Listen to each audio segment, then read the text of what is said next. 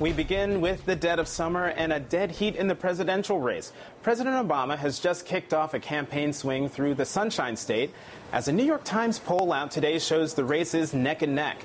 If the election were held today, 45% would choose Mitt Romney, 43% President Obama. That's within the margin of error, but the first time Romney has held a numeric edge in that poll since clinching the nomination in May. The trouble for the president? Just 39% say they approve of Obama's handling of the economy, 55% disapprove. That disapproval number is up 7 points from April. And today, the president introduced a new line of attack in Florida, arguing that Mitt Romney will end Medicare as we know it. He plans to turn Medicare into a voucher program. So if that voucher isn't worth enough to buy the health insurance that's on the market, you're out of luck.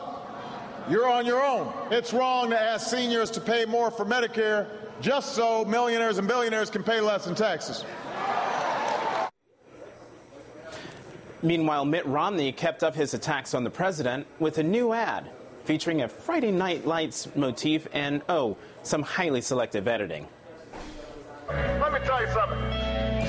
If you got a business, you didn't build that. Somebody else made that happen. Turns out there are a whole lot of words cut out of the president's speech there. But that didn't stop Romney from adding an event to his day of campaign strategizing in Boston, touring an auto shop in Roxbury, Massachusetts, and keeping up his distortion of the president's words. There's some people who think what the president said was just a gaffe. It wasn't a gaffe. It was instead his ideology. The president does, in fact, believe that people who build enterprises like this really aren't responsible for it. But in fact, it's a collective success of the whole society. Except, problem is, Romney actually agreed with the president, as the Obama campaign points out in a new ad. We value school teachers, firefighters, people who build roads. Somebody invested in roads and bridges. If you got a business, you didn't build that.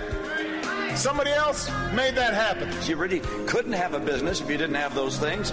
The point is that when we succeed because of our individual initiative, but also because we do things together. Good. Glad we cleared that up.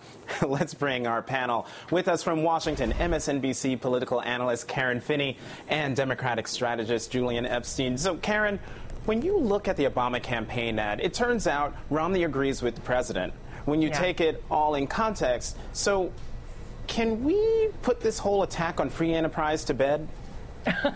Oh, Jonathan, what is it, July? Of course not. We're going to hear, please, we're going to hear this between now and Election Day. And I'll tell you what it shows is the Romney campaign is getting very desperate. I mean, the kind of editing job that went into that attack ad was something we have not quite seen at this early a stage in a campaign.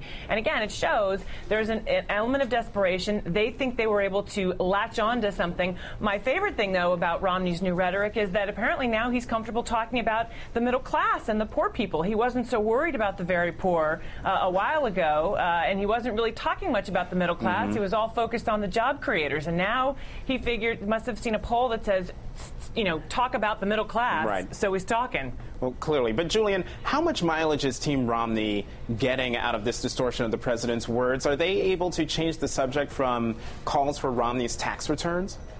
Well, they're trying to change the subject, and they haven't been able to yet. And that's why when we go back to the discussion as to whether the Bain attacks were a smart strategy, I think that they clearly were. I think, even though we're looking at a 46-46 election now, which, by the way, every election is, and every election in the foreseeable will be a 46-46 election going into the conventions, I think what the Obama campaign has done very, very well is they've shown that there is a big soft spot on Romney's credibility.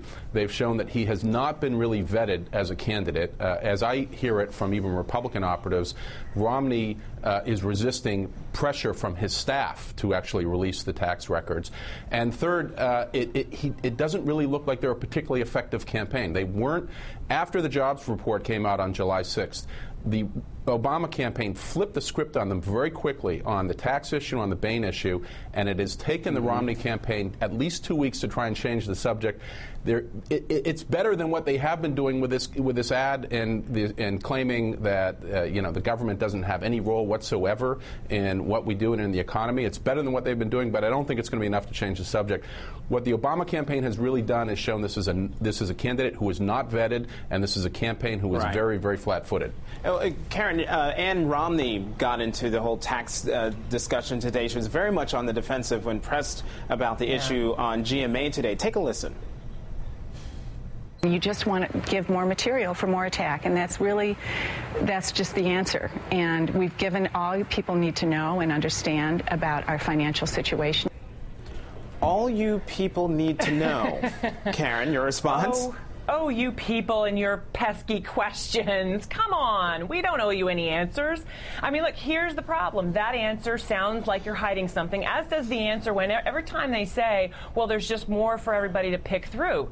Okay, well, then you're admitting that there's something in there you don't want people to find. That's the first part. The second part is she does sound very, very defensive. And as Julian was just pointing out, you are hearing all kinds of grumbling from within the Republican Party, from, across the spectrum of the Republican Party, frankly. You saw that National Review article, that editorial basically saying, come on, release the tax return. So the support for Romney is a little bit soft in some of these areas where they're saying, look, you wanted to run, you wanted to be the nominee, you got to be able to handle the punches. And again, I think what we're seeing, this defensive posture, makes it appear and makes it very clear that Team Obama has really caught on to something, and that Romney folks are scared. Julian, what's your view of what Ann Romney said?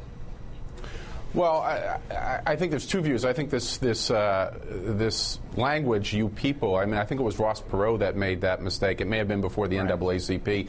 It always shows an us-you mentality, and it's very, very impolitic. Secondly, again, it just looks as if they still do not, 3 weeks into this debate, they still do not have a very good or compelling answer. And clearly, the reason that you have investments in the Cayman Islands, the reason you have Swiss bank accounts, is, as tax experts continue to say, is to game the system, is to brush up right against the edge of the law in tax avoidance. So I think, again, this again shows the brilliance of the Obama administration and showing the very soft underbelly of the Romney campaign, going after their credibility, showing it's not a campaign that's quite ready for prime time yet, and showing how unvetted he is. And, I disagree with the New York Times poll today. I don't think we're at a tie election. I think Obama still has the edge. If you look at what's happening in the battleground states, there is a 3% roughly increase in the minority vote since the 2008 election. If you look at the last 50 polls, about 39 to 40 of them in the battleground states show that Obama is ahead. Obama is doing better on the enthusiasm question. And, I think that still, as you look at the electoral map today, there is a much easier path to victory that Obama has than does Romney. But, Karen, the president is facing some tough headwinds in the New York Times poll. I mean, his disapproval on the economy up by 7 points. Is that just a matter of timing? And how much can the president do about that number? Well, I think, look, a couple of things. Number one, I mean, I'm not too concerned about those numbers because it's July, and I actually agree with Julian. I think that most of these polls tend to oversample white voters and don't actually fully reflect the diversity in a number of the states, particularly if you look at what these pathways to 270 are in terms of some of the western states and the Latino vote and places where the African American vote. They probably should have oversampled a little bit more. So, but that being said, you don't want to see those kind of numbers. At the same time, the fact that we're still, for the most part, at a head-to-head in July, I think is the most telling. Don't forget that the Team Romney, their outside folks, have been spending a ridiculous amount of money against President Obama, and he still can't seem to pull away. And I think the polls also continue to show that there is still a lot of room to define Romney. And again, because these Bain attacks seem to be working so very well, have them so on defense, I think there's a lot more mileage that the Obama team can get out of this. I think what you'll see, though, when we come back in the fall is the continuation, and probably over the summer, the president talking about the, his strategy of we can't wait, and here are the things that I'm trying to do, but that Congress has blocked. That was their response, frankly, to this Romney attack that he hasn't met with the Jobs Council. Well, he has met with the Jobs Council, and he presented legislation based on those ideas that Republicans refused to move on. So Karen makes some excellent points. I just add two things very quickly. Very quickly. The average in terms of the job approval is at about 46 to 46 right now. So I think the New York Times piece is an outlier. Secondly, the personal favorability ratings, Obama continues to be ahead on Romney on that, and personal favorability will drag up that vote. That'll be the last word. Karen Finney, Julian Epstein, thank you both.